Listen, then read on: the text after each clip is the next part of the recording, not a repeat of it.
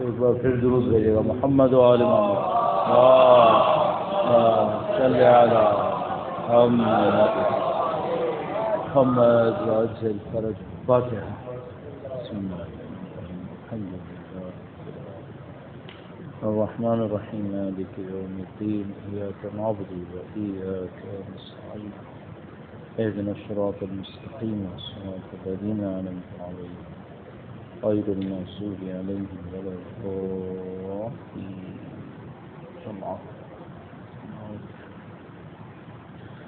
بار دیگر درود بھیجے گا محمد و آل محمد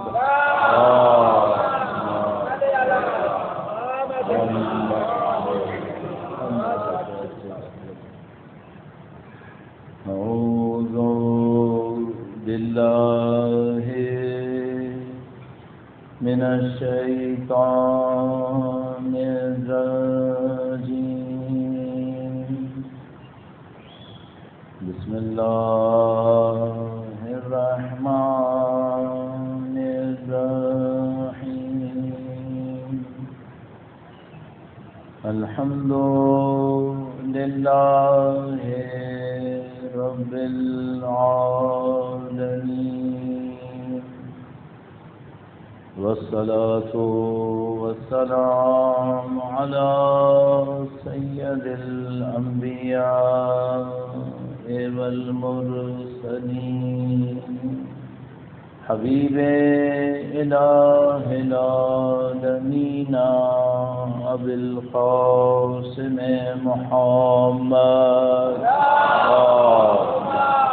صلی علی محمد آل محمد وعجل فرج وعلى آله الطيبين الطاهرين سيما بقية الله في الأراضين قال الله تعالى في كتابه الكريم بسم الله الرحمن الرحيم أم حسبت أن أصحاب الكهف والرقيم كانوا من آياتنا عجبا درود بھیجے گا محمد صلی علی محمد آل محمد وعجل فرج پروردگار عالم کا انتہائی احسان انتہائی لطف و کرم نے ہماری تمام تر کوتاہیوں کے باوجود ہماری لفظوں کے باوجود ہمیں اہل بیت اطہار علیہ السلام کی محبت سے نوازا ہے. خدا کا شکر ہے ہماری تفصیلات کے باوجود اس نے ہمیں سید الشہداء کے پر شہداء کی سعادت نصیب کی. نسلوں کا فرق تھا، زمانے کا، جگہ کا، لیکن خدا تعالیٰ نے ہمیں امام حسین کے غم سے محروم نہیں کیا، غم ہمیں نصیب کیا. اللہ کی دی ہوئی اس نعمت کا شکر بجا لانے کے لیے اس دعا کے ساتھ کہ انشاءاللہ مرتزموں تک ان کے جانثاروں میں قرار فرمائے، قیامت تک ہماری تمام نسلوں کو ان کے وفاداروں نے قرار فرمائے. انشاءاللہ ان کے وارث کے ظہور کا دن دیکھنا نصیب فرمائے، ان کی نصرت اور اسراء میں شہادت نصیب فرمائے. تمام دعاؤں کی قبولیت کے لیے درود بھیجے محمد و آل محمد.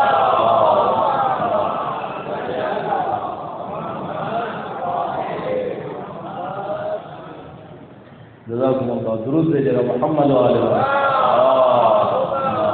صلی علی محمد آل محمد وعجل فرج. اللہ انسان نے دین و دین کے اندر جو ہدایت نصیب فرمائیں گے وہ ہدایت کئی اعتبار سے باقی تمام رہنمائیوں کے اوپر برتری رکھتی ہے. بعض اوقات ایسا ہوتا ہے کہ ہمارے سامنے کوئی مشکل ہوتی ہے، اس مشکل کا ہم ایک حل پیش کرتے ہیں، کچھ عرصے وہ حل کارآمد ہوتا ہے، تو کچھ عرصے بعد پتہ چلتا ہے کہ نہیں، حل کا فائدہ اتنا نہیں ہے، اب وہ بات باقی نہیں ہے. اسی طرح بعض اوقات ایسا ہوتا ہے کہ ہمارے سامنے کوئی مشکل ہوتی ہے، ہم اس مشکل کو حل کرنے کی کوشش کرتے ہیں، ایک اور مشکل بنا دیتے ہیں. ایک اور مشکل بن جاتی ہے، پھر اس کو حل کرنے کی کوشش کرتے ہیں، پھر ایک اور مشکل کھڑی کر دیتے ہیں۔ یہ جو خدا کا دین ہوتا ہے اس میں ایسا کوئی نقص نہیں ہوتا، یہ جامع ہوتا ہے، پوری کائنات کے لیے ہوتا ہے، کبھی بھی اس کی کہنا چاہیے تاریخ ایکسپائر نہیں ہوتی۔ 1400 سال پہلے بھی حل یہی تھا، 1400 سال بعد بھی یہی حل ہوگا۔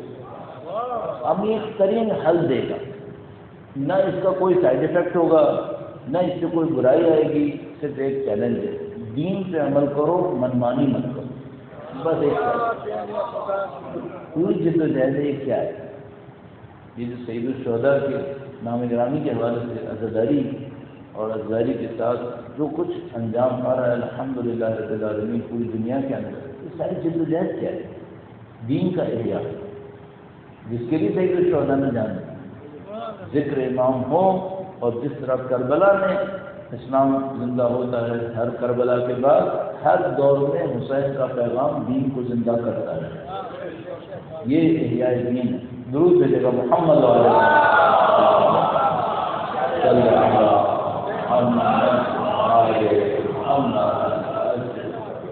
پوری تحریک اس کام کے لیے کہ ہم لوگ دین کو سیکھیں، دین پر عمل کرنے کی کوشش کریں، اور یہ جتنے بھی مجالس کے سلسلے ہیں ظاہر ہے یہ سب چند اہداف کے ساتھ انجام پانے چاہیے، اور کیونکہ پہلا دن ہے اس سلسلے میں یہاں عشرہ مجالس کا، تو میں تھوڑا سا اس کے اوپر عرض کر دوں، اور اس میں عرض کر رہا ہوتا ہوں اس کے اوپر تاکہ مجھے یاد رہے، مجھے اس کے اوپر عمل کرنا ہے، آپ کے ذہن میں بھی رہے گا، اور انشاءاللہ اس کے ذریعے سے جو عزاداری کا عمل ہے اس کی معنویت میں اور زیادہ اضافہ ہو، اس کی روحانیت کے اندر اس کی تاثیر بڑھے گی انشاءاللہ تعالیٰ۔ درود بھیجے گا محمد علیہ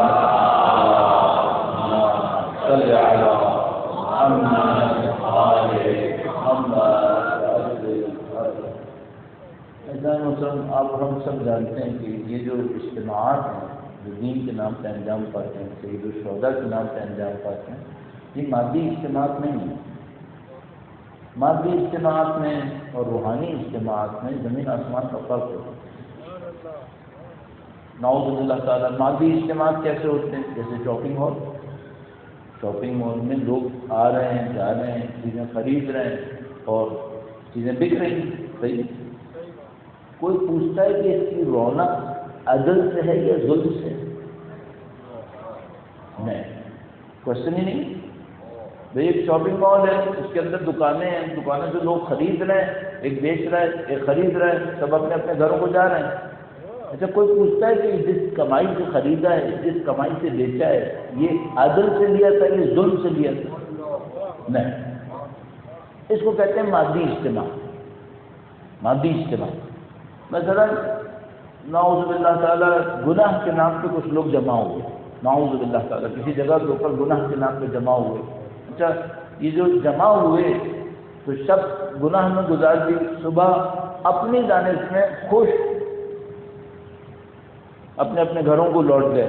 کسی نے پوچھنا ہے کہ یہ گناہ سے خوش تھے یا ثواب سے خوش تھے؟ نہیں، اسے کیا کہتے ہیں؟ یہ مادی اجتماع، میٹیریل مثال۔ نعوذ باللہ تعالیٰ اچھی مثال دوں، برے کی مثال ایک ہو گئی، اب اچھی کی مثال مثلا کچھ لوگ جمع ہوئے، کوئی خاص پیسہ خرچ نہیں ہوا، کوئی خاص پیسہ خرچ نہیں ہوا، اٹھے بیٹھے اپنی صلہ رحم کو انجام دیا، اپنے بھائی بہنوں کے ساتھ ملے، ہنسی خوشی چند گھنٹے وقت گزارے، گھروں کو چلے گئے، صحیح؟ کوئی پیسہ خرچ نہیں کیا، کوئی شوبازی نہیں کی، کچھ نہیں کیا، صحیح؟ اجتماع تھا، چلا گیا، اس میں برکت ہے یا نہیں؟ برکت۔ اچھا مادی اعتبار سے اس کی ویلیو، میٹیریل ویلیو کیا تھی؟ کچھ بھی نہیں تھی۔ ایک شاپنگ مال کے اندر ایک دن میں کتنے بزنس ہوتے ہیں؟ ایک گھنٹے میں کتنا پیسہ بکتا ہے، ادھر سے ادھر ہوتا ہے۔ اس کے مقابلے میں یہاں کیا ہوا؟ یہاں تو شاید اس کے 1/4 لوگ بھی نہیں بیٹھے۔ تو الحمدللہ رب العالمین ہم لوگ تو اہل بیت کی چاہنے والے ہیں، ان باتوں کو ہماری گھٹیوں میں ڈالا گیا ہے۔ ہماری گھٹیوں میں کچھ باتیں پڑی ہیں، وہ کیا پڑی ہیں؟ ہماری گھٹی میں یہ بات پڑی ہے کہ 50,000 لوگ جمع ہو جائیں، نہیں 5 ملین جمع ہو جائیں، 5 افراد کی چادر کے نیچے جمع ہونے کی فضیلت نہیں آئی، 5 ملین جمع کر دو۔ درود بھیجے گا محمد علیہ صل علی محمد آل محمد وعجل فرجهم۔ یہ جو اہل بیت کی رہنمائی ہے، اور یہ چاہے نشانی کے طور پر بھی ہمارے ذہنوں میں رہ گئی ہے، ساری باتیں تو ہمیں نہیں معلوم، یاد بھی نہیں رہتی، نہ بھی رہنے ہوں، صرف نشانیاں ذہن میں رہ جائیں۔ مثلا حدیث قصہ کا واقعہ ذہن میں ہے، تقریباً ہر اہل بیت کے چاہنے والے بچے بڑے کو بوڑھے کو سب کو پتہ ہے، ٹھیک۔ اب اس میں نشانی کیا ہے؟ اس میں نشانی ہے کہ بھئی پنجتن جمع ہو گئی، تعداد کتنی ہے؟ 5 لاکھ ہے، 50,000 ہے، 50 لاکھ ہے، 5 کروڑ ہے؟ نہیں۔ اور اس کی فضیلت کتنے پہ بھاری ہے؟ ما خلقت سماء مبنیہ ولا ارضا مدحیہ، نہ زمین نہ آسمان ان کے سوا کسی کے لیے خلق نہیں، خلق ان کے لیے۔ یہ چیزیں ہم لوگوں کو سیکھ لینی چاہیے، اور جتنا زیادہ جلدی گہرائی میں جا کے سیکھیں گے، ہماری تبعیت اور پیروی اہل بیت سے مضبوط ہوتی چلی جائے گی۔ ایک مادی زندگی ہے، ایک روحانی زندگی۔ آپ اور میں اپنے اسٹینڈرڈ کو کسی بھی طرح محنت کر کے، یہ جو روحانی اسٹینڈرڈز تھے غیر مادی، جو اہل بیت نے ہمیشہ یہی دکھایا، کبھی انہوں نے مادی اسٹینڈرڈز کے اوپر محنت نہیں کی، نہ وہ انہوں نے ہمیں سکھائے حقیقت سے۔ مثلا اب میں صرف ذکر کے طور پہ کہہ رہا ہوں، جو ہم سب کو معلوم ہے، بچپن سے ہم سن رہے ہیں، بھائی سورہ دہر کے اندر آئے کریمہ اتر آئی، انما نطعمکم لوجہ اللہ یطعمون الطعام لحبہ مسکینا ویتیما واسیرا۔ کتنی روٹیوں پر؟ کتنی روٹیوں پر؟ گننے میں آؤ تو کچھ بھی نہیں ہے، گننے میں آؤ تو کچھ بھی نہیں ہے۔ کتنا آٹا لگا ہوگا ان روٹیوں کے اوپر، کتنا پانی لگا ہوگا ان روٹیوں پر، کتنی محنت لگی ہوگی جسمانی، لیکن اس سے کوئی غرض نہیں ہے۔ بنانے والی سیدہ ہیں، دینے والی سیدہ، یہ غرض۔ درود محمد صلی علی محمد آل محمد۔ انہوں نے اپنی حیات طیبہ سے ہمیں غیر مادی اسٹینڈرڈز دیے ہیں۔ اب جو ہم لوگوں میں جو بہت زیادہ محنت کرنی پڑے گی، ہمیں اپنے اوپر محنت کرنی پڑے گی، وہ یہ کہ بھائی ان معیارات کو اپنی زندگی میں کیسے لائیں۔ اچھا چیلنج کیا ہے؟ چیلنج یہ کہ رہنا تو یہی ہے، ہمیشہ یہی چیلنج تھا، چیلنج ہمیشہ تھا۔ مثلا جب خود خاندان عفت و طہارت تشریف فرما سے ظاہری طور پر دنیا کے اندر، تب بھی یہی چیلنج تھا۔ آپ نہج و بلاغت کے جملات دیکھیے، روایات دیکھیے، تو آپ کو خود اندازہ ہو جائے گا کہ اس زمانے میں بھی یہی چیلنج تھا کہ وہ تعلیمات کچھ اور دے رہے تھے اور معاشرے کے حاکم جزا کچھ اور تھے، وہ کہیں اور لے جا رہے ہیں، دنیا کہیں اور جا رہی ہے۔ یہی چیلنج ابھی بھی، اور جس چیز کو ہم اور آپ اپنی زندگیوں میں اس وقت احساس کر رہے ہیں، اور یوں لگ رہا ہے جیسے یہ وقت گزرنے کے ساتھ ساتھ بڑھ رہا ہے، وقت گزرنے کے ساتھ ساتھ بڑھ رہا ہے۔ کیوں ایسا ہو رہا ہے؟ اس وجہ سے ایسا ہو رہا ہے کہ انسانوں کی جو طبیعتیں ہیں وہ اپنے محور کو تلاش کر لیں گے اور اس محور سے جڑیں گی۔ اس کو میں آپ کی خدمت میں عرض کرتا ہوں، درود بھیجے گا محمد صلی علی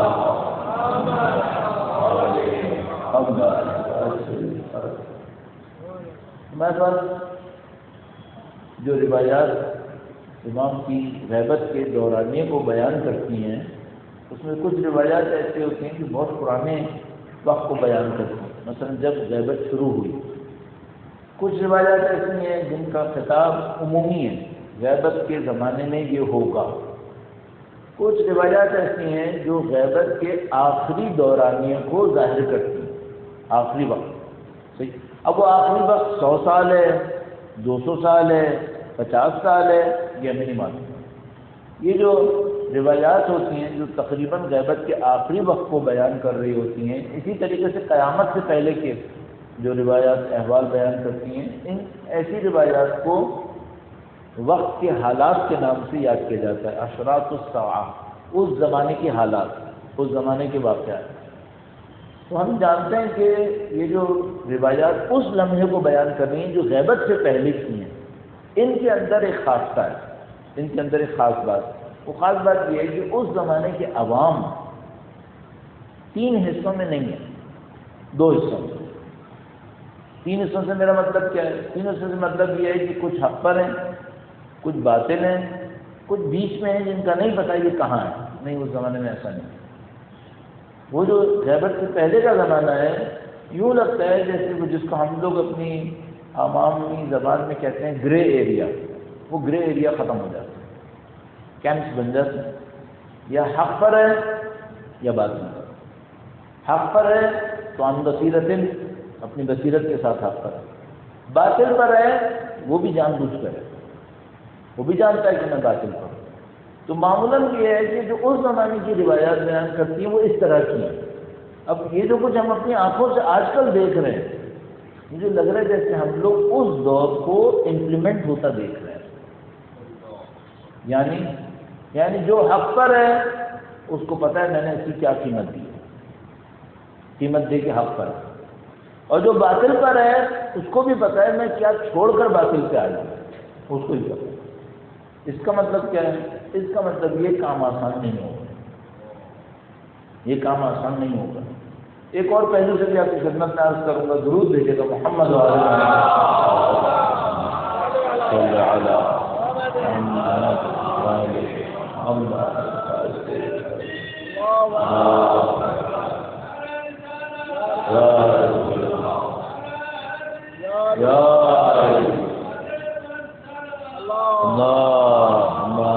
صلی علی محمد جو تاریخ میں جو ڈسکشنز ہوتی ہیں ان میں ایک یہ ہوتا ہے کہ تاریخیں تکرار ہوتی ہیں۔ اگر تاریخیں تکرار نہیں ہوں تو علم تاریخ پڑھنے کا کوئی فائدہ نہیں ہوگا۔ آپ علم تاریخ کیوں پڑھتے ہیں؟ اس لیے کہ ہمیں معلوم ہے یہ تکرار ہو جائیں گے۔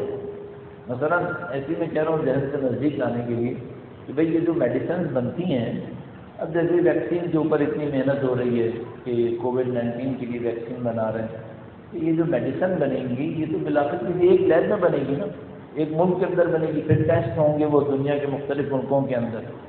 مثلا حتیٰ جب وہ first level, second level, third level, fourth level, کتنے بھی لیول اس کی ٹیسٹنگ کے ہیں، سارے ٹیسٹنگ کر لیے انہوں نے۔ اچھا پھر یہ سب کو دے دیتے ہیں کہ بھائی آپ سب لوگ اس کو استعمال کر لیں، تو دنیا کے سارے انسانوں کے تجربے ہوئے تھے کیا؟ ظاہر ہے کہ نہیں، کچھ لوگوں پہ تجربے ہوئے تھے، پھر اس سے جنرلائزیشن دی گئی کہ بھائی جتنی ہم ورائٹی کر سکتے تھے ہم نے کر لی، اب یہ سارے انسانوں کی کام آئی۔ تو یہ جو جنرلائزیشن ہے اس کی بیس کیا ہے؟ اس کی بیس یہ ہے کہ سب ایک جیسے ہیں۔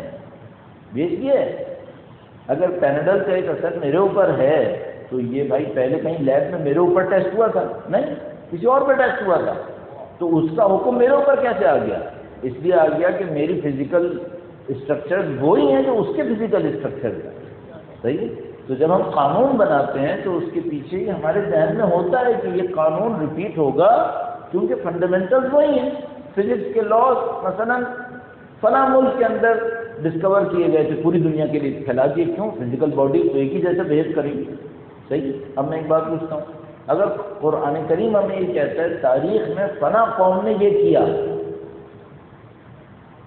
کیا خدا تاریخ سکھا رہا ہے ہمیں صرف تاریخ سکھانے کے لیے؟ نہیں۔ تو یہ تاریخ کیوں بتا رہا ہے؟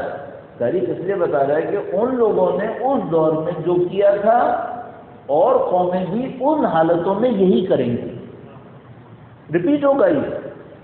جس طرح میڈیسن میں ہوتا ہے کہ یہ دوائی ریپیٹ کی جائے گی کیونکہ باڈی وہی باڈی ہے، تاریخ بھی ایسا ہی ہے۔ اگر تاریخ ریپیٹ ہو رہی ہے اور ریپیٹ ہوتی ہے تو پھر اسی خاطر یہ قرآن کریم میں مثلا مختلف واقعات بیان کیے جاتے ہیں۔ اچھا اب اگر کہا جاتا ہے کہ بھائی فلاں واقعے کو تم زندہ رکھو، تو کیوں زندہ رکھو؟ کیونکہ اس واقعے کی یوٹیلیٹی بار بار آئے گی، اس واقعے کا اثر بار بار آئے گا، بار بار ایسے حالات آئیں گے، تمہیں یہی کرنا ہوگا، اس سے سیکھنا ہوگا۔ اب آپ تصور کر لو کہ شہادت امام حسین کیوں ریپیٹ ہوتی ہے؟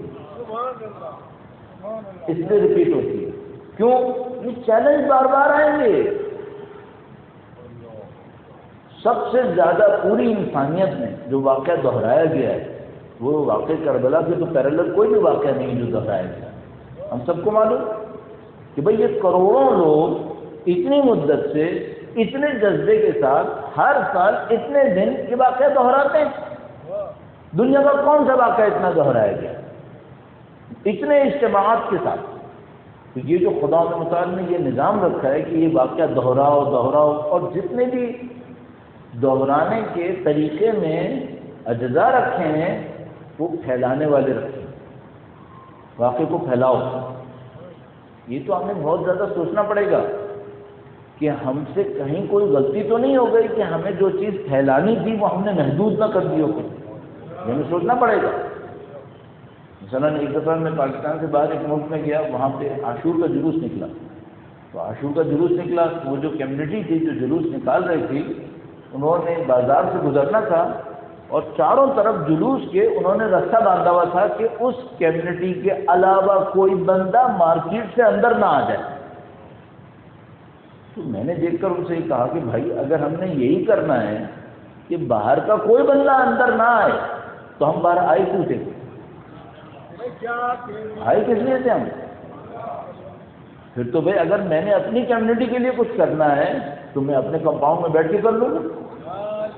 یہ تو خدا نے، دین نے، علماء نے جو سیکھا ہے اہل بیت علیہ السلام کا ہم کو بتایا، وہ یہ بتایا ہے کہ تم جلوس لے کے آؤ تاکہ جو نہیں جانتا حسین کو وہ جان سکے کسی طریقے سے. پیغام پھیلے.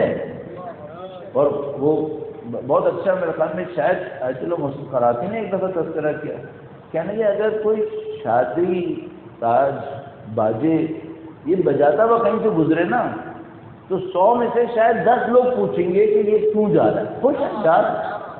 لیکن اگر کوئی روتا ہوا گزرے، اگر کوئی روتا ہوا گزرے تو اگر اس کو 10 لوگوں نے پوچھا نا، اس کو 50 لوگ پوچھیں گے یہ رو کیوں رہا ہے؟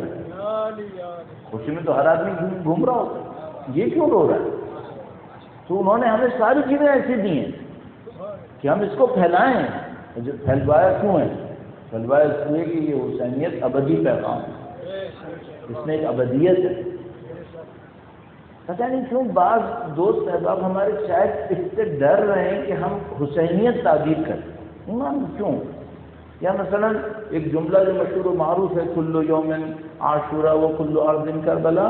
میں بعض دوستوں کی طرف سے یہ سن رہا ہوں کہ وہ یہ کہہ رہے ہیں کہ اس جملے کے اوپر محنت نہیں کرنی چاہیے کیونکہ یہ روایت نہیں ہے. ہاں روایت نہیں ہے، مشہور ہے. روایت نہیں ہے لیکن مشہور ہے. اچھا اس میں کیا برائی ہے؟ اگر کوئی یہ کہے کل یوم عاشورا تو کیا مثال کے طور پر کیا ہم یہ کہہ رہے ہیں کہ ہر دن کا تقدس عاشورا کے دن کا تقدس ہے؟ نہیں، قطعاً نہیں. شب قدر شب قدر ہے، دوسری کوئی شب قدر نہیں ہو سکتی. یوم عرفہ ہے، کوئی اور دن یوم عرفہ نہیں ہو سکتا. عاشور ہے. سال کا کوئی دن عاشور نہیں بن سکتا. لیکن کیا عاشور کا پیغام سال کے باقی دنوں میں کام نہیں آ سکتا؟ آ سکتا ہے. عاشور کا پیغام کیا ہے؟ اہل بیت کی عظمت ہے، دین کے نام پہ قربانی ہے، اصولوں کے اوپر زندگی گزارنی ہے. یہ عاشور کا پیغام ہے. تو یہ سال کے باقی دنوں میں کام آ سکتا ہے نہیں آ سکتا؟ بالکل آ سکتا ہے. تو کل یوم عاشورا کہنے میں کیا بات ہے؟ کوئی بات نہیں ہے ہمارے خیال میں. اس اعتبار سے کوئی مشکل نہیں ہے. اگر کوئی یہ سمجھ رہا ہے کہ اس کا مطلب یہ کہ ہم کہہ رہے ہیں عاشور کا دن ہر دن ہے، تو کوئی یہ ڈر رہا ہے کہ عاشور کے دن کا تقدس ہم ختم کر دیں گے کیونکہ ہم ہر دن عاشور کہہ دیں گے. نہیں، ایسا کوئی معاملہ نہیں ہے. زیارت عاشور ہے، دوسری زیارتیں اگر کوئی ہر روز پڑھ رہا ہے تو کیا ہو جائے گا؟ تقدس کم نہیں ہوگا، اس سے تقدس اور بڑھے گا. عاشور کا دن عاشور کا دن ہے، دوسرے دن ہے، لیکن پیغام سرایت کرتا ہے. اب مثال کے طور کل یوم عاشورا و کل ارض کربلا. صحیح ہے، یہ کراچی ہے. کیا یہ کربلا ہے؟ نہیں. کیا کوئی یہ کہے گا جب کہے گا کل ارض کربلا تو اس کا مطلب ہے یہ کربلا ہے؟ نعوذ باللہ کوئی یہ کہے گا؟ کیوں کہے گا؟ کربلا ہے، باقی دنیا ہے. اس کا مقابلہ کس سے کوئی چیز نہیں کی جا سکتی. کربلا خاک شفا ہے، دنیا کی کوئی اور خاک شفا نہیں ہے، صرف سید الشہداء کی مقدس سرزمین خاک شفا ہے. تو یہ جو کل ارض کربلا، اس کا مطلب کیا ہے؟ اس کا مطلب ہے جس طرح کربلا میں کچھ لوگوں نے اہل بیت کی وفاداری میں قربانیاں دی تھیں، ہر زمین قربانی طلب کرتی ہے. یہ مطلب اس میں کیا قباحت ہے؟ تو مجھے سمجھ میں نہیں آیا کہ یہ کیوں اس طریقے سے کنفیوژنز ہو جاتی ہیں. اب کیوں ایک رات سے سمجھ میں آ بھی رہا ہے کہ کنفیوژنز کیوں ہوتی ہیں، لیکن بہرحال ہمارے پاس اس سے بڑے مسائل ہیں. اس کے اندر بہت زیادہ پڑھنے کی ہمیں ضرورت نہیں ہے. جو لب لباب تھا میں کہنے کا، وہ بیچ میں یہ بھی آ گئی، میں نے کہا اس کی بھی توضیح کر دوں، کئی دن سے میرے ذہن میں تھا۔ کل جو مطلب تھا وہ یہ کہ بھائی یہ جو ساری تاریخیں ہیں یہ تکرار ہوتی ہیں، اور تکرار ہو کر ہمیں کچھ درس دے رہی ہوتی ہیں۔ کربلا کا پیغام بھی ایک درس ہے، ہمیں اس کے اوپر غور کرنا چاہیے، اپنی زندگی کے اندر لانا چاہیے۔ اب اس سے ذرا سے بڑھتے ہوئے میں جو عشرہ مجالس میں مد نظر ہے کہ عرض کرنا ہے وہ بھی عرض کر دوں، اور ایک پوائنٹ اور اس میں اضافہ کروں گا۔ درود بھیجیے گا محمد وعلی صلی علی محمد۔ قومیں، لوگ زندگی جو گزار رہے ہوتے ہیں یہ ایک جیسا وقت نہیں رہتا ہے، اوقات تبدیل ہوتے رہتے ہیں۔ کبھی سختی آتی ہے، کبھی نرمی آتی ہے، کبھی تنگی آتی ہے، کبھی وسعت ہوتی ہے، کبھی دشمنی بڑھتی ہے، کبھی دوستیاں ہوتی ہیں۔ دین کا کام کیا ہوتا ہے؟ دین کا کام یہ ہے کہ ہمیں رہنمائی دے کہ مختلف حالات میں تمہیں کیا انجام دینا۔ دین کا کام یہ۔ ابھی ہم آج کل ایک خاص حالت سے گزر رہے ہیں، اور وہ خاص حالت ہم سب کو یہ پتہ ہے کہ بھئی یہ بہت چیلنجنگ ہے، اس میں چیلنج کافی زیادہ ہے۔ اب میں ان چیلنجز کی کمپلیکیشن کے اندر، اس کی ڈیٹیلز میں نہیں جاؤں گا، لیکن ہم سب کو پتہ ہے کہ بھئی ایک چیلنج ہے۔ اب سوال یہ ہے کہ جب دین کے ماننے والوں کے سامنے ایسے چیلنجز آتے ہیں تو دین کی تعلیمات میں وہ کون سا حصہ ہوتا ہے جو ان چیلنجز کو فیس کرنے میں مدد دیتا ہے؟ میں اس کو عرض کروں گا، اب کوشش کرتا ہوں۔ درود بھیجیے گا محمد وعلی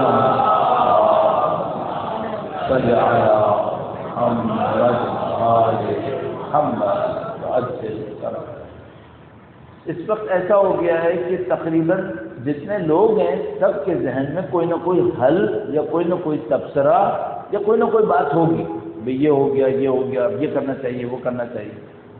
تو میرا سوال اپنے آپ سے یہ ہے کہ بھئی دین کا طالب علم ہونے کے ناطے جب دیندار لوگ ایسی کسی مشکل میں آتے ہیں تو دین کوئی رہنمائی دیتا ہے یا نہیں دیتا ہے؟ خاص کر مکتب اہل بیت کے اندر تو میں آپ سے پوچھوں گا کہ بھئی کیا جو مکتب اہل بیت کے چاہنے والے ہیں ان کے لیے یہ صورتحال پہلی دفعہ آئی ہے؟ نہیں، 1400 سال وقت گزارا ہے الحمدللہ۔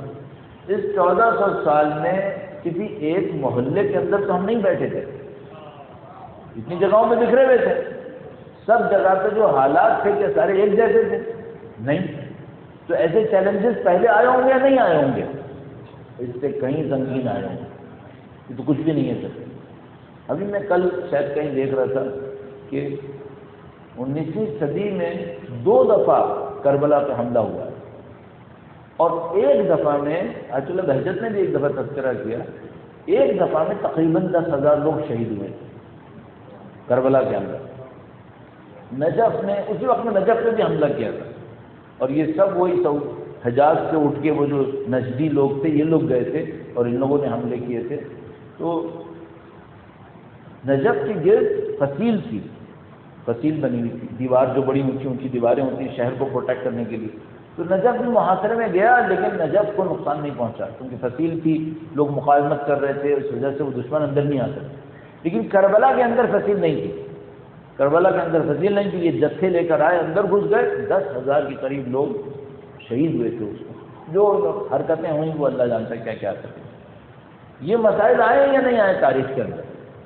بہت بڑی بڑی سختیاں دی، ان سب سے یہ قوم نکلتی کیسے ہے؟ کیا ہوتا ہے تو پھر یہ مسائل ختم ہو جاتے ہیں؟ کیا ہوتا ہے کہ مثال کے طور پر پھر ایک دفعہ سیکھ لیتے ہیں کہ نہیں اب یہ نہیں ہونا، تو پھر نہیں ہوگا پھر انشاءاللہ۔ اس وقت جب وہ حملہ ہوا تھا نا، اس کے چند سال کے بعد دوبارہ بھی ایک اور حملہ ہوا تھا، 2 دفعہ حملہ ہوا تھا۔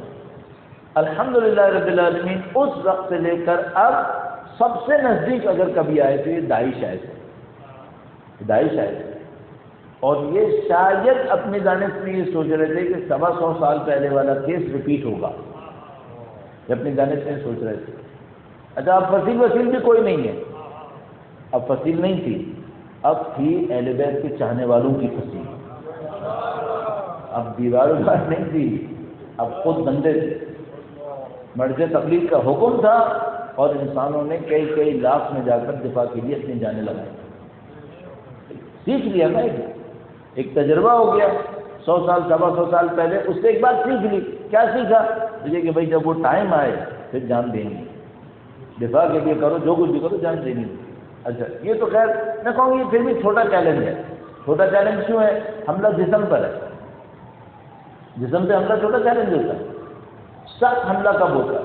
سخت حملہ وہ ہوتا ہے جب فکر کے اوپر ہوتا ہے، وہ سخت حملہ ہوتا ہے. سخت حملہ کب ہوتا ہے؟ جب کنفیوژن آتی ہے، اس کو ہم کہتے ہیں فتنہ. جب فتنہ پھیلتا ہے تو چیلنج بہت زیادہ سخت ہوتا ہے اس کے مقابلے میں کہ جنگ ہو رہی ہے. اب ہم اگر انصاف سے ہم دیکھیں نا تو ہم لوگوں نے 5-10 سال پہلے جو وقت گزارا تھا نا وہ جسموں کا حملہ تھا، اب فتنوں کا حملہ ہے. اب فتنوں کا حملہ ہے. صحیح. لیکن الحمدللہ یہ میں آپ کو سکون سے کہہ دوں کیپیسٹی ہماری سب کو جھیلنے کی ہے. یہ جھیل لیں گے، یہ بھی ختم ہو جائے گا. بھائی جب وہ 10-15 سال پہلے ہو رہا تھا، روزانہ بندے شہید ہو رہے تھے، جنازے اٹھ رہے تھے، تب لوگ کیا سوچ رہے تھے؟ پتہ نہیں کیا ہونے والا ہے، یہ ہونے والا ہے، وہ ہونے والا ہے. کیوں ڈریں؟ کیوں گھبرائیں؟ جس قوم کا وارث نہ ہو وہ گھبرائے. زندہ باد زندہ باد مرد آباد مرد آباد.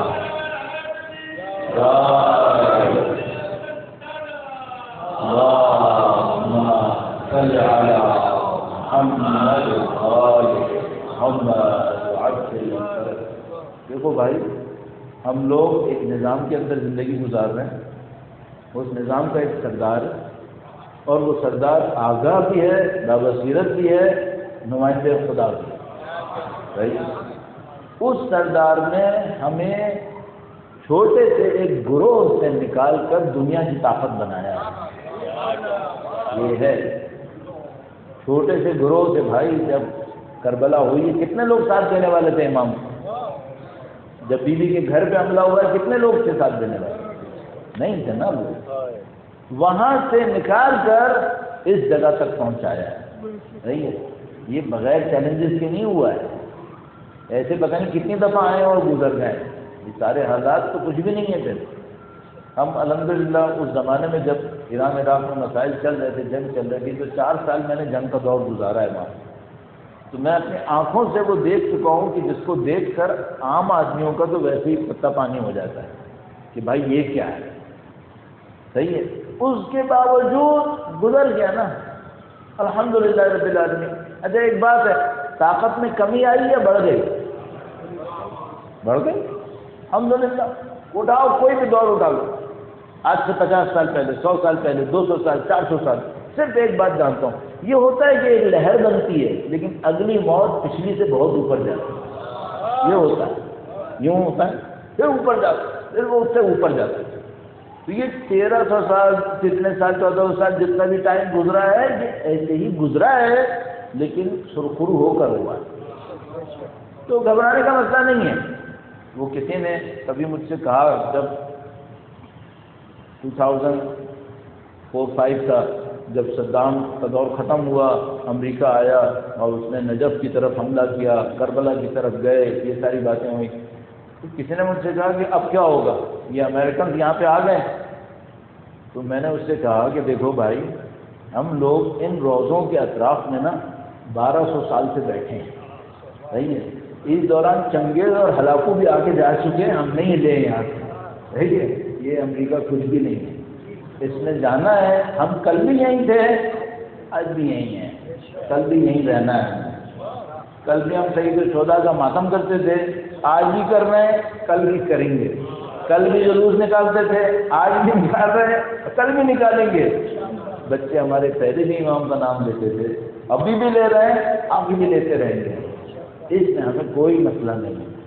صرف کیا ہے، ہمیں معلوم ہے قربانیاں دینی پڑتی ہیں. ہمیں معلوم، ہم نے اپنے امام سے سیکھا کہ بھائی ہدف کی خاطر قربانی دینی پڑتی ہے. الحمدللہ رب العالمین وہ ہم سیکھے ہوئے. تو وہ جو سخت ترین حالات ہوں اس کے اندر آپ صرف ایک کام کر سکتے. بار بار اپنے ذہن کی طرف میں اپنے لیے عرض کر رہا ہوں، ایک کام بار بار کرو، تمسک کرو اہل بیت اطہار کے ستونوں سے. ان عظیم الشان شخصیتوں سے تمسک کرو جو بظاہر ریڑھ کی ہڈیاں کچل دینے والے حالات ہوتے ہیں، ان میں انہوں نے استقامت دکھائی۔ وہ حالات ہوتے ہیں جس میں انسان کی ہڈیاں کچل جاتی ہیں، اس میں انہوں نے استقامت دکھائی ہے، اور نہ صرف انہوں نے دکھائی ہے بلکہ ان کے اصحاب نے بھی دکھائی۔ تمسک کریں، سیکھنے کی کوشش کریں کہ کام کیسے ہوتا ہے۔ تمسک کے دو راستے ہیں، ایک تو تمسک عبادت میں ہوتا ہے، جیسے آپ مثلا دعائے توسل پڑھیں، دوسری دعائیں پڑھیں قرآن کریم کے ذریعے سے۔ ایک ہوتا ہے تمسک عمل کے اندر، کہ آپ عملی زندگی کے اندر دیکھیں کہ وہ اس کام کو کیسے کرتے تھے۔ تو انشاءاللہ یہ سارے مسائل آتے رہتے ہیں اور جاتے رہتے ہیں۔ الحمدللہ جو اب تک ہم نے دیکھا ہے وہ یہ کہ اس قوم کی کیپیسٹی ڈیولپ ہوتی ہے۔ 26 سال تو ہم نے بھی، 24 سال ہو گئے پاکستان واپس آئے ہوئے اور مختلف چیزوں کو دیکھتے ہوئے، تو ہم نے دیکھا کیپیسٹی ڈیولپ ہوتی ہے، آہستہ آہستہ ڈیولپ ہوتی رہتی ہے۔ تو یہ بھی ایک دور ہے، انشاءاللہ اس سے بھی آپ سیکھیں گے، اور سیکھنے کے بعد اس میں بھی سرخروئی خدا نصیب فرمایا جائے انشاءاللہ تعالی۔ درود دیجیے گا محمد و آل محمد صلی علی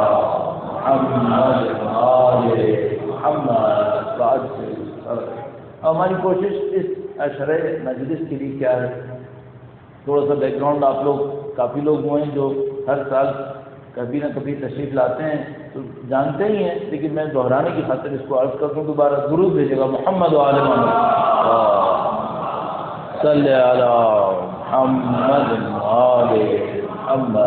آل محمد۔ ہم لوگ چونکہ مختلف جگہوں پہ مجلسیں پڑھتے ہیں تو 2 مہینے 8 دن کے لیے ہم تقسیم کر لیتے ہیں کہ بھائی مثال کے طور پر اس شہر کے اندر اتنے دن پڑھنا ہے، اس شہر میں اتنے دن۔ تو کراچی میں پڑھنے کے لیے ہم نے یہ پہلے سے 10 سفر برسوں سے رکھا ہوا ہے، اور اس میں یہ ایک یہاں پڑھتے ہیں اور ایک گوجانی ہال میں سوجا بازار میں، کبھی وہاں پہلے ہو جاتا ہے پھر یہاں دوسرا ہو جاتا ہے، کبھی یہاں پہلے پھر وہاں دوسرا، اس طرح سے ہوتا رہتا ہے۔ تو ہم نے ان کو سب چیزوں کو جب تقسیم کیا تو ہم اس بات کے نتیجے پر پہنچے کہ کوئی ایک عشرہ ہماری زندگی میں ایسا ہونا چاہیے، اور ظاہر اس سے پھر دوسرے لوگوں کو بھی فائدہ ہوگا کہ جس کا تعلق نہج البلاغہ سے، تو نہج البلاغہ سے۔ تو کئی سال جب ہو گئے تو پھر ہمیں سمجھ میں آیا کہ یہ وہ جگہ ہے جہاں پر اس کو نہج البلاغہ کے لیے ہمیں ڈیووٹ کرنا چاہیے۔ تو آپ نے دیکھا ہوگا کہ کئی سال سے ہم نہج البلاغہ کے مختلف پہلوؤں کے اوپر آرائج پیش کرتے ہیں، اور اس کے لیے اس سال بھی ہم نے مجموعی طور پر جو ہدف رکھا ہے وہ یہی رکھا ہے کہ ہم نہج البلاغہ ہی کے اوپر انشاءاللہ 10 دن آرائج پیش کریں گے۔ اس میں ایک تھوڑی سی تفصیل ہے، درود بھیجے گا محمد و آل محمد صلی علی محمد آل محمد۔ اس میں ایک چیلنج جو بالکل انیشیل چیلنج ہوتا ہے مجھے کہ بھئی آپ نہج البلاغہ میں بولنا چاہتے ہیں کس انداز میں۔ ایک انداز یہ ہوتا ہے کہ آپ ایک موضوع لے لیتے ہیں اور اس کو رکھتے ہیں نہج البلاغہ کی روشنی میں۔ موضوع اصل ہوتا ہے، نہج البلاغہ سے آپ ایکسٹریکٹ کریں گے، اس سے نکال کے بتائیں گے۔ اچھا، ایک طریقہ یہ ہوتا ہے کہ آپ ایک خطبہ لے لیتے ہیں اور اس خطبے کے اوپر کنسنٹریٹ کر کے آپ اپنے بیانات پیش کر رہے ہوتے ہیں۔ تو یہ دونوں طریقے ہم مختلف سالوں میں کر چکے ہیں۔ آپ کو اگر یاد ہو پچھلے سال ہم نے ایک لیٹر لیا تھا، خطبہ نہیں تھا، مکتوب تھا، اور اس کے اوپر ہم نے آرائج پیش کی۔ اب اس سال جب ہم کرنے لگے اور تیاری کر رہے تھے تو ایک کتاب ہے آیت اللہ عظمہ مرحوم بہجت خیال اللہ مقام الشریف، انہوں نے سید الشہداء کے حوالے سے جو بیانات دیے ہیں اس کو کمپائل کیا گیا اور ایک کتاب بنی ہے، اردو میں میرا ترجمہ ہوئی ہوگی۔ ایک بہرحال نفیس کتاب ہے، اس میں ایک چیپٹر سید الشہداء کے مصائب پر ہے، ایک چیپٹر سید الشہداء سے محبت کا اجر، اس طرح کر کے مختلف چیپٹرز ہیں۔ تو اس میں ایک چیپٹر تھا کہ جو سید الشہداء کی عزاداری کرنے والے لوگ ہیں ان کی ذمہ داری کیا ہے۔ تو میں اتفاقاً اس کو کھول کے پڑھ رہا تھا کہ بھئی چلو اس میں سے کچھ میرے لیے انسائٹ ملے گی، تو اس میں کچھ چیزیں آئیں، پھر اچانک میں ایک صفحے پہ پہنچا تو میں کہ شاید یہ میرے لیے ایک میسیج ہے، مجھے یہ کر لینا چاہیے۔ اس میں لکھا تھا کہ کاش ایسا ہو، اس طرح کیا لکھا تھا کہ کاش ایسا ہو کہ جو بولنے والے ہیں وہ نہج البلاغہ کے چھوٹے چھوٹے خطبے انتخاب کریں اور اس کے اوپر مجلس پڑھ لیا کریں، تو لوگوں کو ایسا لگے گا کہ جیسے وہ امیر المومنین کے خطبے کے اندر درس میں بیٹھے ہیں۔ انہوں نے کہا ہے کہ مثلا کاش لوگ یہ کریں تو لوگوں کو ایسا لگے گا کہ جیسے امام سے درس لیں گے۔ جب میں نے وہ پڑھا تو پھر میں نے کہا میں ایک خطبے کا انتخاب نہیں کروں گا. اب میں پھر یہی کوشش کرتا ہوں کہ میں چھوٹے چھوٹے جو خطبے ہیں، چھوٹے چھوٹے جو مکاتبے ہیں، ان کا انتخاب کرتا ہوں اور اس میں سے لوگوں کے سامنے عرض کرنے کی کوشش کروں گا. اب میں نے بھی پہلے کبھی اس طرح سے تجربہ نہیں کیا ہوا، اور ہر سال یہیں سے شروع کرتا ہوں کہ مجھے بھی نہیں پتا ہوتا کہ ہوگا کیا، لیکن ہر سال خدا کوئی نہ کوئی برکت ڈال دیتا ہے. اس سال بھی میں اس رزق کے اوپر شروع کر رہا ہوں. مجھے اپنے اوپر بھروسہ نہیں ہے کہ کمزور انسان ہوں، وہ غلطیاں بھی کر سکتا ہوں، لیکن ابھی گویا مجھے یوں لگا جیسے ان کی بات پہ مجھے عمل کرنا چاہیے، تو میں اس کا انتخاب کر بیٹھا ہوں. اب میں یہ کروں گا کہ ہر روز انشاءاللہ تھوڑا سا ایک موضوع بنا کر ایک خطبہ چھوٹا سا کوئی حصہ لے کر اس کے اوپر آپ کی خدمت میں آرائش پیش کروں گا، اور انشاءاللہ خدا ہمیں مولانا امیر المومنین کی معنویت، روحانیت، ان کی ہدایت نصیب فرمائے انشاءاللہ. درود دیجیے گا محمد وعلی محمد صلی علی محمد. اچھا، یہاں پہ ایک چیلنج ہے. وہ چیلنج کیا ہے؟ اس چیلنج کا تعلق بھی میری ایک ویکنیس ہے، میری ایک کمزوری ہے. میرا حافظہ کوئی بہت اچھا حافظہ نہیں ہے، اس وجہ سے میں نے نہج البلاغہ حفظ نہیں کیا، میں نہیں کر سکا. قرآن کریم بھی حفظ نہیں کیا، تھوڑی سی صورتیں کچھ تھوڑی بہت حفظ کی، لیکن نہج البلاغہ کے خطبے تو مجھ سے حفظ نہیں ہو پائے.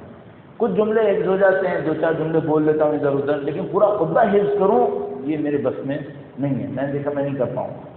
اچھا، اب معمولاً جو ہمارے جیسے پڑھنے والے لوگ ہوتے ہیں وہ یہ کہتے ہیں کہ بھائی اگر آپ کچھ کھول کے پڑھ رہے ہیں نا تو یہ روٹین کے خلاف ہے، آپ یہ نہیں کریں. کھول کے پڑھیں گے تو پھر یہ لوگوں کی اٹینشن چلی جاتی ہیں. اب مسئلہ یہ ہے کہ بھائی ویکنیس ہمارے اندر ہے، ہمیں خطبہ یاد نہیں ہو رہا ہے، حفظ نہیں ہو پاتا مجھ سے. تو میرے پاس دو چانس ہوتے ہیں، یا تو میں چھوڑ دوں یا میں ٹھیک ہے دیکھ کے پڑھوں گا. اب کوئی کہتا ہے کہ بھائی یہ تمہارا روٹین تم خراب کر دیتے ہو، مجلس کی فضا کم ہو جاتی ہے. میں چھوڑنے کا رسک نہیں لوں گا، اس کا رسک لے لوں گا.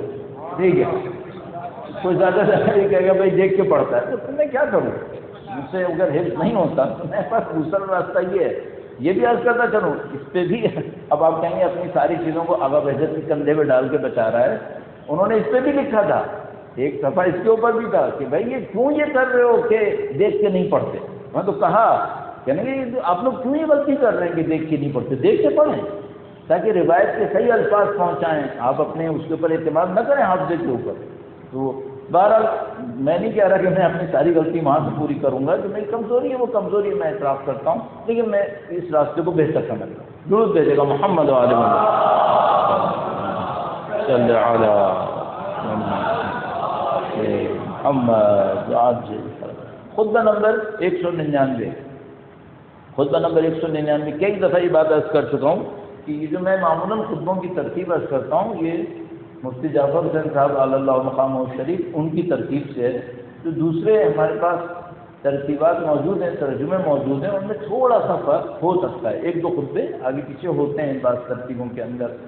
لیکن بہرحال میرے پاس زیادہ تر مفتی جعفر صاحب کا ہوتا ہے قرآن کریم کا ترجمہ نہج البلاغہ کا، تو میں اس سے عرض کرتا ہوں. اس ترتیب میں خطبہ نمبر 199 فرمایا ایھا الناس لا تستوحشوا فی طریق الہدی لقلت اہلہ. اور یہ اس گفتگو سے مناسبت میں تھا، ظاہر ہے کہ جو میں نے ابھی آپ کی خدمت میں عرض کی. فرمایا اے لوگوں، ہدایت کی راہ میں ہدایت پانے والوں کی کمی سے گھبراؤ نہیں.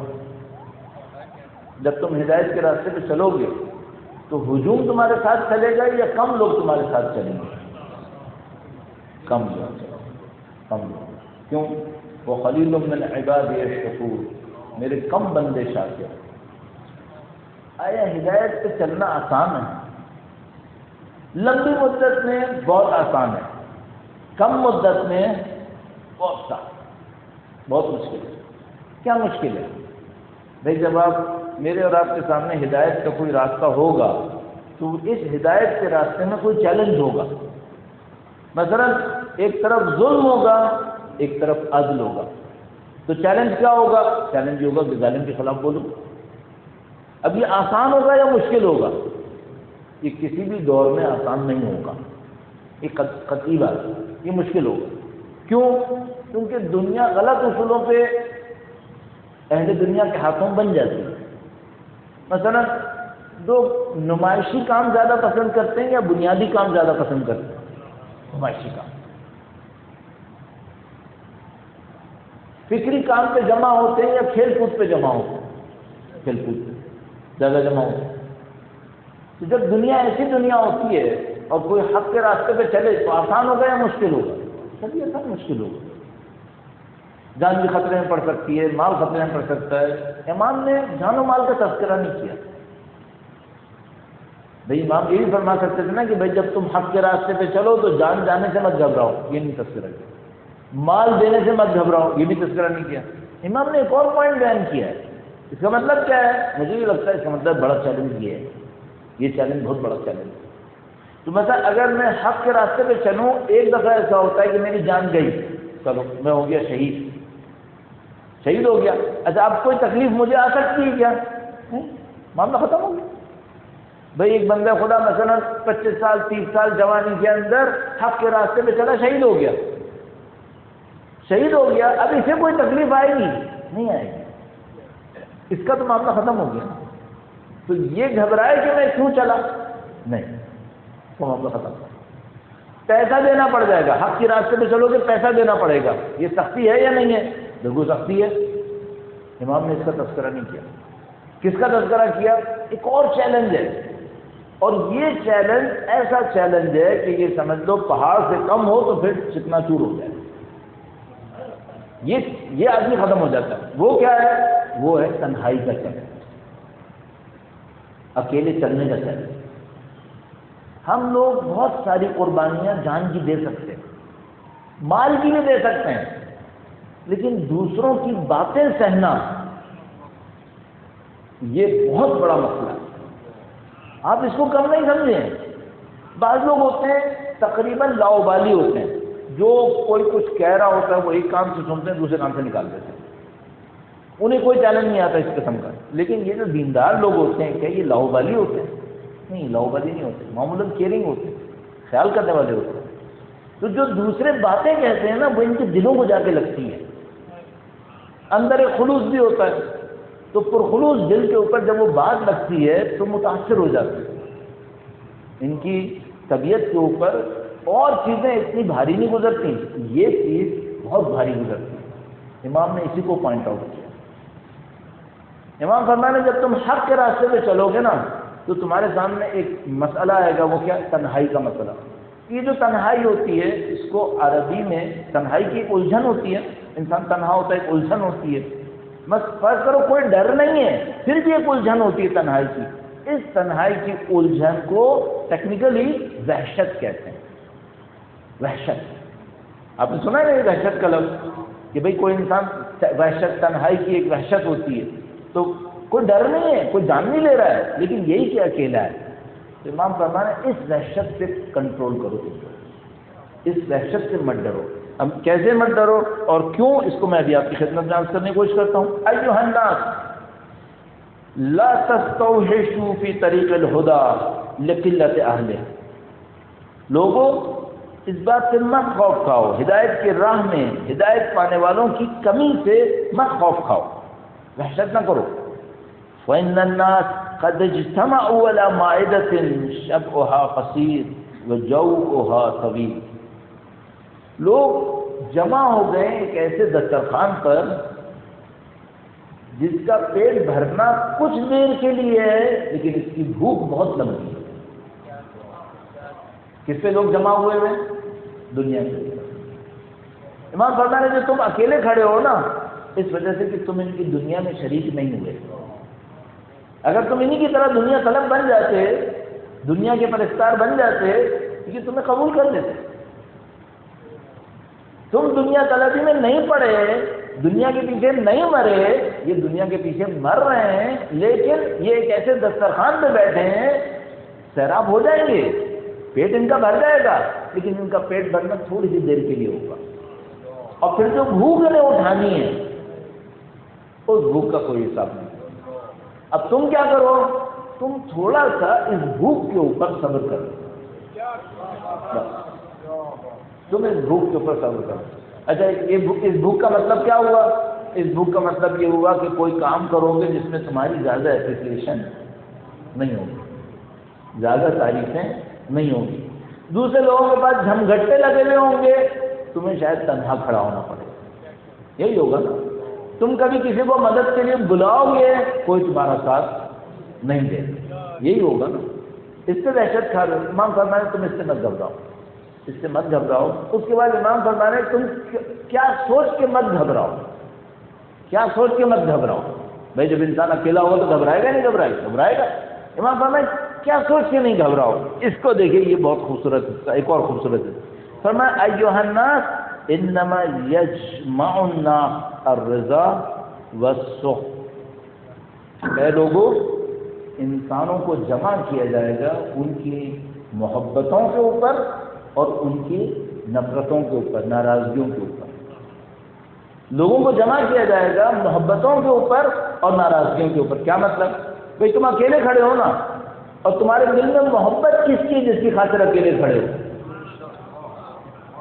تمہیں ان کے ساتھ جمع کیا جائے گا جن کی محبت کی خاطر تم اکیلے کھڑے ہو. اللہم صل علی محمد آل محمد. یہ رائے حل ہے.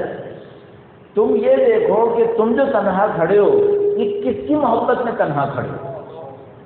اگر دنیا کی محبت میں کوئی تنہا کھڑا ہے، اس طرح کھڑے ہونے کا کوئی فائدہ نہیں ہے. جاؤ دنیا کے ساتھ مل جاؤ. اگر تم کھڑے ہوئے ہو اہل بیت کی محبت میں، تو آج تمہارا کوئی ساتھ نہیں دے گا، لیکن کل تم یاد رکھنا تم اس محبت کے ناطے ان کے ساتھ جمع کیے جاؤ،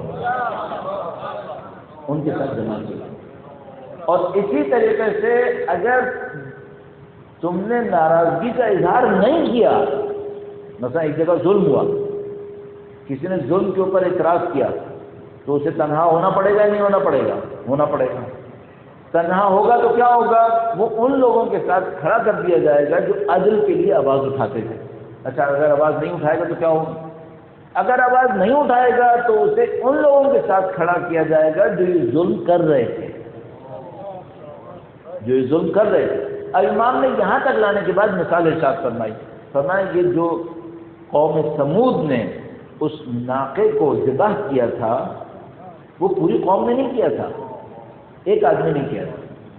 لیکن جب عذاب آیا تو پوری قوم کے اوپر آ گیا. امام کی جملات عرض کروں، خوبصورتی یہاں پر ہے. وَإِنَّمَا أَقَرَ نَاقَةَ ثَمُودَ رَجُلٌ وَاحِدٌ فَأَمَّهُمَ اللَّهُ بِالْعَذَابِ لَمَّا أَمَّوْهُ بِالرَّضَاءِ. سمجھا کہ یہ جو ناقہ سمود کو آخر کیا تھا وہ ایک آدمی نے کیا تھا، لیکن اللہ نے عذاب سب کے لیے کر دیا. کیوں کیا؟ کیونکہ وہ لوگ عمومیت کے ساتھ اس کام کے اوپر راضی ہو گئے. تو خدا نے فرمایا فَأَقَرُوهَا فَأَصْبَحُوا نَادِمِينَ. فَأَقَرُوهَا کا مطلب کیا ہے؟ سب نے مل کے مارا، سب نے مل کے مارا. جبکہ مارا کس نے تھا؟ ایک آدمی. تو خدا نے کیوں کہا سب نے مل کے مارا؟ کیونکہ راضی تھے اس کے اوپر، کیونکہ راضی تھے. فَأَقَرُوهَا خدا نے فرمایا فَأَقَرُوهَا فَأَصْبَحُوا نَادِمِينَ فَمَا كَانَ إِلَّا أَنَّا خارت ارضهم بالسقفہ. اس کے بعد امام نے فرمایا کہ اس کے بعد کیا ہوا؟ کہا کہ وہ اپنے کیے پہ نادم پشیمان ہوئے. عذاب کی آمد یوں تھی کہ زمین کے دھنسنے اور زلزلوں کے جھٹکے سے گڑگڑاہٹ ہونے لگی، جیسے نرم زمین میں ہل چلانے کی آواز آتی ہو. اور آخر میں امام نے ارشاد فرمایا ایھا الناس من سلک الطریق الواضح ورد الماء ومن خالف وقع فی التیہ. جو سرچشمہ ہدایت پر پہنچ جاتا ہے، جو واضح اور روشن راستے پہ چلتا ہے، وہ سرچشمے پہ پہنچ جاتا ہے. جو واضح اور روشن ہدایت پہ چلتا ہے وہ تو پانی تک پہنچ جاتا ہے، چاہے وہ اکیلا ہی پہنچا، چاہے وہ تنہائی کے ساتھ پہنچا. اور جو اس کو فالو نہیں کرتا اس کا انجام کیا ہے؟ فرمایا کہ وہ پھر بیابان میں رہ جاتا ہے، وہ بے آب ہو گیا، زمین میں جا پڑتا ہے. اب یہ مثال جو ہے اس کو بھی ذرا ساتھ کروں اور انشاءاللہ مسائل کی تجدید ضرور دیجیے گا. محمد و آل محمد.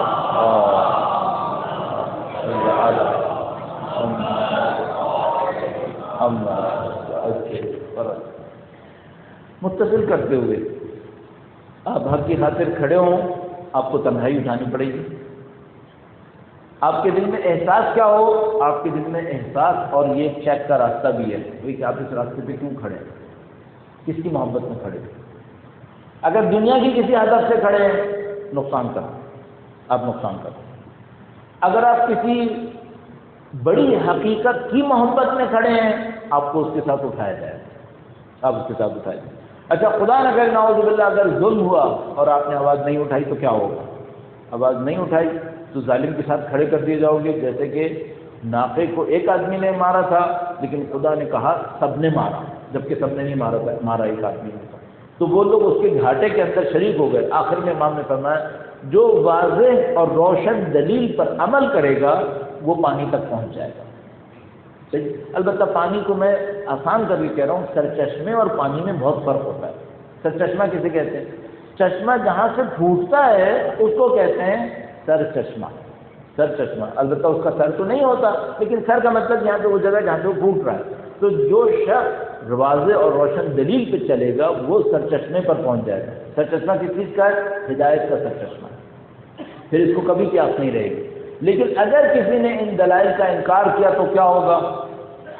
بظاہر تو جم گھٹے میں چلے گا لیکن آخر میں پہنچے گا بیابان کے اندر، وہاں پہ اسے کچھ نصیب نہیں ہونے والا۔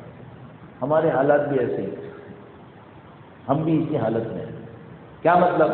چیلنج آئے گا، اس چیلنج میں تنہائی اٹھانی پڑے گی۔ اس تنہائی کے اندر اس بات پہ صبر کر کے گزار لیا کہ جن کی محبت میں اٹھا رہے ہیں ان کے ساتھ ہمیں رکھا جائے، تو ہم سرچشمے ہدایت پہ پہنچ جائیں گے۔ سرچشمے ہدایت پہ پہنچنے کا مطلب کیا ہے؟ پھر گمراہی نہیں ہے، پھر غلطی نہیں ہے، پھر کام صحیح ہے۔ خدا نہ کرے نعوذ باللہ یہ چیلنج نہیں لیا تو کیا ہوگا؟ پھر بے آب و گیا بیابان کے اندر جانا پڑے گا۔ یہ سمبل کس بات کا ہوتا ہے؟ بے آب و گیا بیابان، یہ کس بات کی علامت ہوتی ہے؟ وقت لیے بغیر مزید آپ کا عرض کرتا چلوں، بنی اسرائیل نے اللہ کے حکم کی نافرمانی کی تو خدا فرماتا ہے 40 سال صحرا میں گھومے، 40 سال صحرا میں گھومے۔ 40 سال صحرا میں گھومے کیا مطلب؟ بتاتے ہیں روایت کے صبح کو کہیں سے نکلتے تھے کہ بھئی یہاں پہنچنا ہے، چلتے رہتے تھے، شام کو پہنچتے تھے، صبح کو اٹھتے تھے دیکھتے تھے کل جہاں سے چلے تھے آج نہیں کھڑے۔ صحیح ہے؟ فزیکلی کوئی فاصلہ طے کر رہے تھے کیا؟ 40 سال کوئی صحرا چلے تو سارا ختم نہیں ہوگا کیا؟ ہو جائے گا نا۔ اس کا مطلب ہے معاملہ فزیکل صحرا کا نہیں تھا، یہ معاشرتی صحرا تھا۔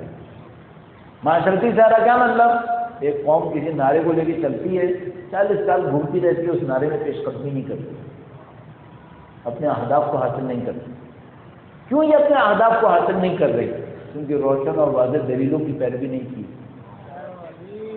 اگر روشن اور واضح دلیلوں کی پیروی کرتی تو سرچشمے ہدایت پہ پہنچ جاتی اور یہ بے آب و گیا جنگلوں کے اندر نہ گھومنا پڑتا ہے۔ یہ ہدایت آج کے لیے بھی ہے اور یہی ہدایت ماضی کو دوبارہ سانچنے کے لیے ہے۔ پیچھے کیا غلطی ہوئی کہ جس کی وجہ سے کسی قوم کو ایسی مشکل میں آنا پڑ جاتا ہے جہاں اس کو یہ سمجھ میں نہیں آتا کہ ہمارے اہداف پورے کیوں نہیں ہو رہے۔ اس کو سوچنا پڑے گا، تھوڑا سا یہ مبہم رہے یہ بہتر ہے، اس سے زیادہ کھولنا اس کو بہت اچھا نہیں ہوگا۔ کچھ باتیں ایسی ہوتی ہیں جو تھوڑا سا مبہم رہنی چاہیے، تو تھوڑا سا اس کو سوچیں کہ بھائی واضح اور روشن دلیل کون سی ہیں جس کے اوپر عمل کر لینا چاہیے تھا اور کر لینا چاہیے ہے، تاکہ انشاءاللہ خدا متعال سرچشمہ ہدایت سے متصل کر دے۔ درود بھیجے گا محمد و آل محمد صلی علی محمد محمد۔ کوشش کریں گے کہ کل انشاءاللہ اسی طرح کسی خطبے کا انتخاب کریں، اس سے کچھ پوائنٹس کو حاصل کریں جس سے ہم موجودہ صورتحال میں اپنی زندگی کے اندر مولا کی ہدایت کو حاصل کریں اور انشاءاللہ اس کے اوپر عمل کریں۔ ہم سب کو ایک بات معلوم ہے، یہ دنیا گزر جائے گی، یہ دنیا نہیں بچے گی، نہ ہم یہاں رہیں گے نہ اس دنیا نے یہاں رہنا ہے۔ کیوں؟ کیونکہ تم دنیا کے لیے خلق نہیں کیے گئے، تم آخرت کے لیے خلق کیے گئے۔ انما خلقتم للآخرہ لا للدنیا وخلقتم للبقاء لا للفنا۔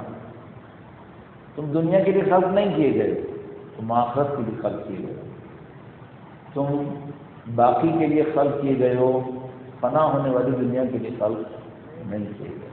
انما تنقلون من دار الی دار، تم ایک جگہ سے دوسری جگہ منتقل ہوتے چلے جاؤ۔ یہ اتنا عظیم الشان بیان ہے، یہ جو 3 جملے ہیں اتنا عظیم الشان بیان ہے، کاش یہ ہمارے دلوں میں اتر جائے۔ میں طالب علم ہونے کے ناطے آپ کی خدمت میں عرض کروں گا کہ برسوں لگتے ہیں جب انسان کو مولا کا کوئی 2 لفظ کا ایک فرمان سمجھ میں آتا ہے، برسوں لگتے ہیں۔ میں نے اپنی زندگی میں دیکھا ہے، 96 میں 84 میں طالب علم ہوا تھا، اور ظاہر ہے کہ نہج البلاغہ کہیں نہ کہیں پڑھ رہا ہوں گا، لیکن برسوں لگتے ہیں جب امام کے 2 جملے، ایک جملے جس میں 2 لفظ ہو، یہ دل میں اترتی ہے بات کہ ہاں یہ بات ہے امام۔ تو یہ جو 3 جملے میں نے آپ سے کہے تھے امام کے، تم لوگ خلق ہو آخرت کے لیے نہ دنیا کے لیے، اور خلق ہو بقا کے لیے نہ فنا کے لیے، اور تم لوگ ایک جگہ سے دوسری جگہ منتقل ہوتے چلے جاؤ۔ اس کو جتنا غور کر سکتے ہیں غور کریں، اس میں بہت راز ہے، اور جتنا یہ راز کھلتا چلا جائے ہماری زندگی آسان۔ حقیقت یہ ہے کہ ہمیں بہت کم پتہ ہے، بہت کم پتہ ہے۔ ابھی تک ممکن ہے اور لوگوں کو زیادہ پتہ ہو، میں جاہل ہوں، بہت کم پتہ ہے موت کے بعد ہے کیا، بہت کم پتہ ہے ہم لوگوں کو لگ رہا ہے کہ بہت کچھ پتہ ہے، نہیں اتنا پتہ۔ یہ کیا مرحلہ ہے، لوگ مرتے ہیں پھر کہاں جاتے ہیں، کیا ہوتا ہے وہاں پر، لیکن مولا کے کلام کے اندر کافی چیزوں کے لیے رہنمائی ہے ہمارے پاس کہ تم ایک جگہ سے دوسری جگہ منتقل ہوتے چلے جاؤ۔ تو یہ جو ارواح ہمارے پاس ہیں یہ اللہ کی امانتیں ہیں، یہ جو نفوس ہمارے پاس ہیں یہ خدا کی امانتیں ہیں، یہ امانت ہمیں خدا کے ہاتھ میں دیں گی۔ انا للہ و انا الیہ راجعون۔ یہ رجوع بھی کوئی جسمانی سفر نہیں ہے، ہم سب کو معلوم ہے۔ اہل بیت اطہار علیہ السلام کی شہادتوں نے ہمیں یہ سمجھنا آسان کیا۔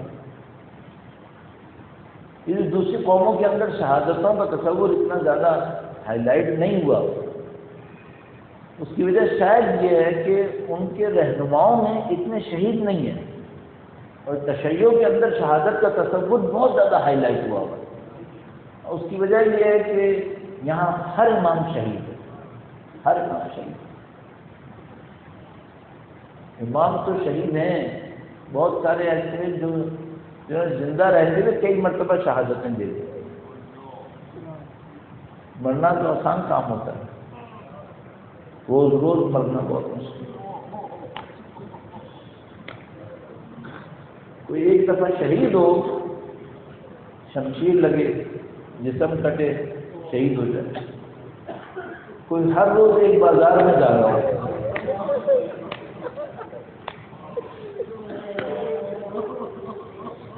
کون سا کام مشکل ہے۔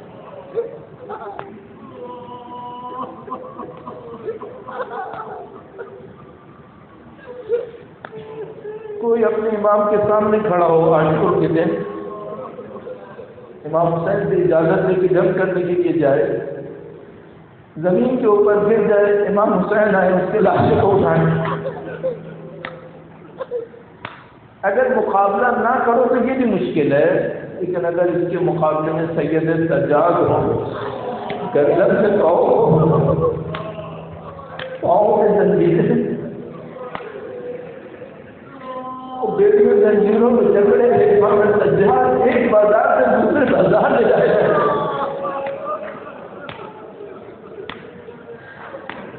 چند جملے میں نے آپ کی خدمت میں عرض کیے نا کہ ہمارے لیے یہ بھی چاہتے ہیں، اب اگر اگلا جملہ مجھے کہنا پڑ جائے، افسوس دل سے رسول اللہ کو اکثر بات میں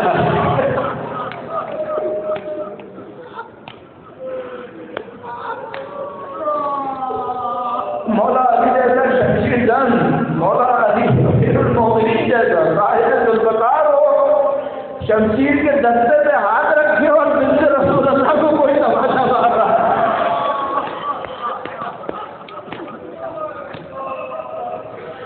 شہادتوں سے بہت بڑھ کر ہے یہ باتیں۔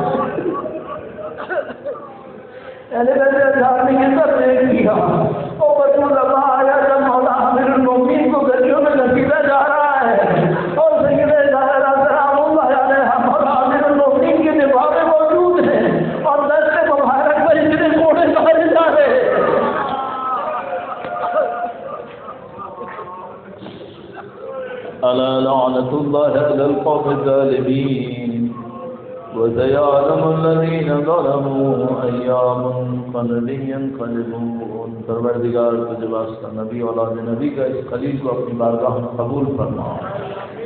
اے پاک پروردگار تجھے واسطہ نبی اولاد نبی کا دنیا اور آخرت میں اہل بیت کی ہمراہی نصیب فرما. ان کی نورانیت سے ہمارے قلوب کو منور فرما. ان کی مسائل کے صدقے میں ان کے وارث کے ظہور میں تعجیل فرما. ان کے وارث کے صدقے میں ہمارے مرحومین کی مغفرت فرما. بیماروں کو شفا نصیب فرما. امام کی نصرت اور اسلام شہادت نصیب فرما. ربنا تقبل منا انك انت السميع العليم بجاه نبيك وعزته الطاهرين.